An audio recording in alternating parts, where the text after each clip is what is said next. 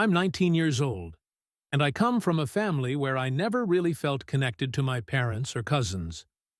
I've had a decent number of friends and above-average grades throughout school, but home life has never been smooth. Despite that, I was always determined to make something of myself, to push through the challenges and succeed academically. Back when COVID-19 hit and schools started reopening, I joined a coaching center for extra classes. I was laser-focused on my studies because I wanted to score high in my 10th board exams. That's where I met Emma, a few months older than me, shy and fairly pretty. We started talking in a completely platonic way at first, just as friends. We were both studying hard, and there was nothing romantic going on. 3 months passed, and we had our pre-board exams. I was thrilled when I scored 93%, and I couldn't wait to share my results. On my way home, Emma called and asked if we could meet in the park.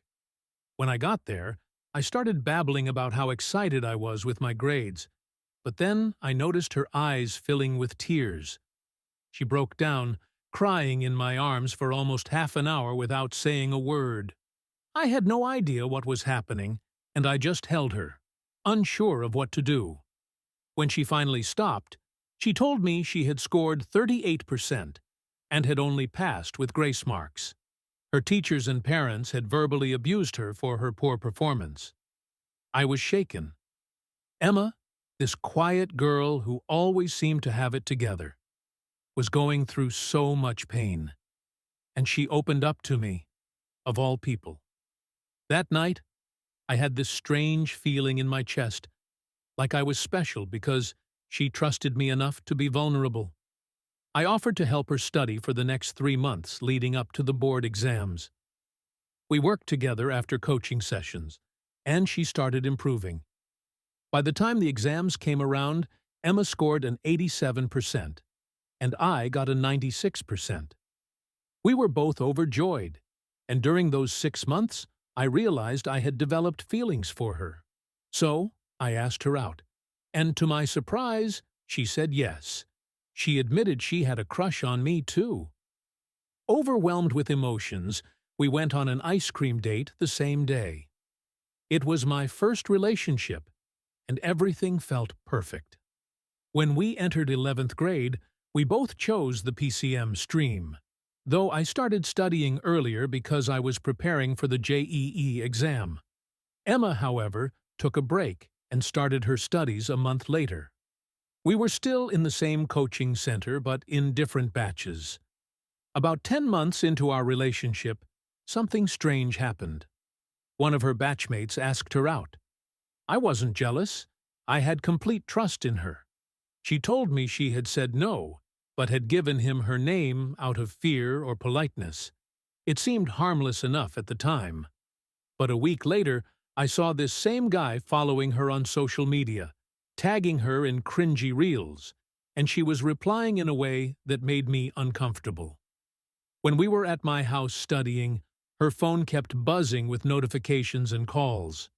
I jokingly said, "Someone's eager for your reply, Miss Popular." But instead of laughing it off, she became defensive.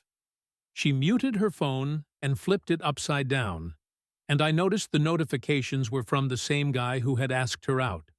When I asked her why she was talking to him, she said, "He's just a friend. We can talk."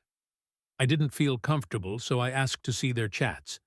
She denied my request, but I managed to catch a glimpse of the top messages. "Can't wait to meet you again." I insisted on seeing more, but she said, "Later. I've got to go now." A few days later, we were in the park, and I asked her again. This time, she handed me her phone and said, "Yeah, take it. You can see." She expected me to scroll through a few messages and let it go, but I went straight to the media section and saw the photos they had shared. She had sent him all her pictures, and they had even gone on a small date. That wasn't all.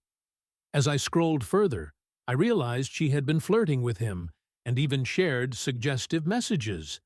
When she saw me going through the chats, she tried to grab the phone from me, scratching my arm in a panic. but I kept scrolling.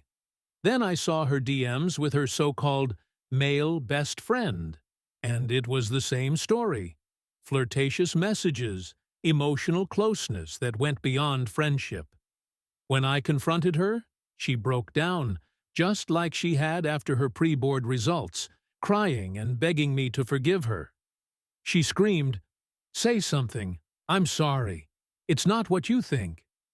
But I was in complete shock. I stood there for a few minutes before walking away without saying a word. That night, I cried in front of my mom for the first time in years, but I didn't have the courage to tell her the real reason.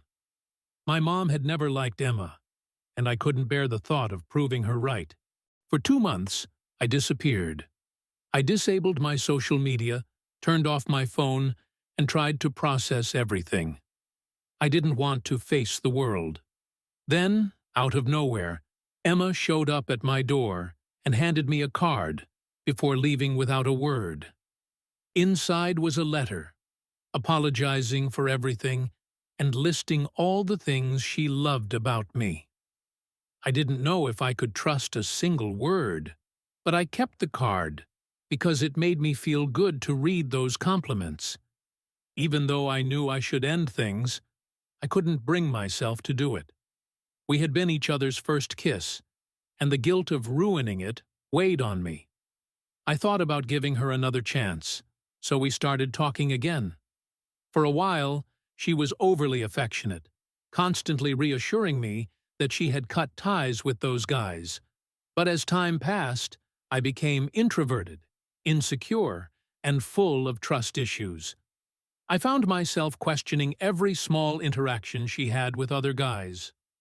Eventually, we started having arguments about her liking other guys' posts or commenting in a way that made me uncomfortable. Every time we fought, she would reassure me that I was overreacting, that things were different now, but the doubt never went away. By the time I was in 12th grade, things hadn't improved.